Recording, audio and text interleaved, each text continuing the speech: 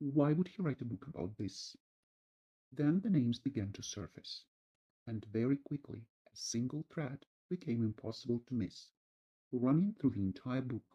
Alexander Dworkin, some Russian professor, a so-called cult expert, supposedly a defender of public safety. A quick, surface-level search online showed nothing remarkable. He was just another bearded academic with a stack of credentials.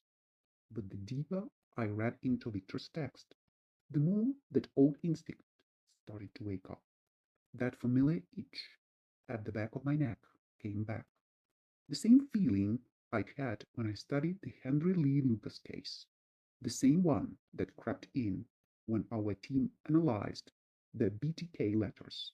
Victor had done extraordinary work. He uncovered connections that had slipped past seasoned journalists.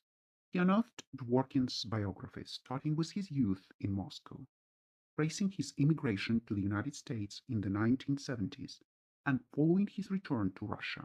And there, buried in dusty archives and long-forgotten witness statements, a picture began to emerge that sent a familiar chill down my spine. This was our kind of case.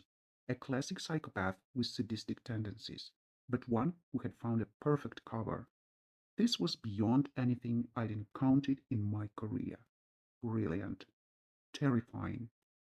The unknown subject was no longer hiding in a basement. He wasn't cycling through aliases or drifting from job to job. He built an organization under a respectable front, became an expert on sects and cults, and traveled internationally giving lectures. He selected his victims in plain sight. He labeled anyone who caught his attention as cultists, dangerous fanatics, a cancer on society, and in full view of the public, through the hands of others, he unleashed atrocities on an unimaginable scale. Ultimately, the sadistic impulses of a serial killer became an instrument of state repression. I leaned back in my chair. My pulse quickened. This was the old hunter's thrill, the one I had sworn I would never feel again. That electric current running down your spine when you realize the profile fits.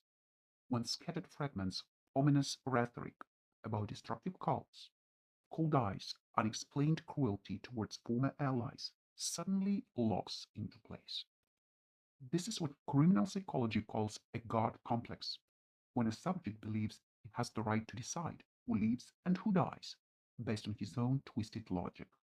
Usually, we're talking about the kind of people who keep their victims locked away in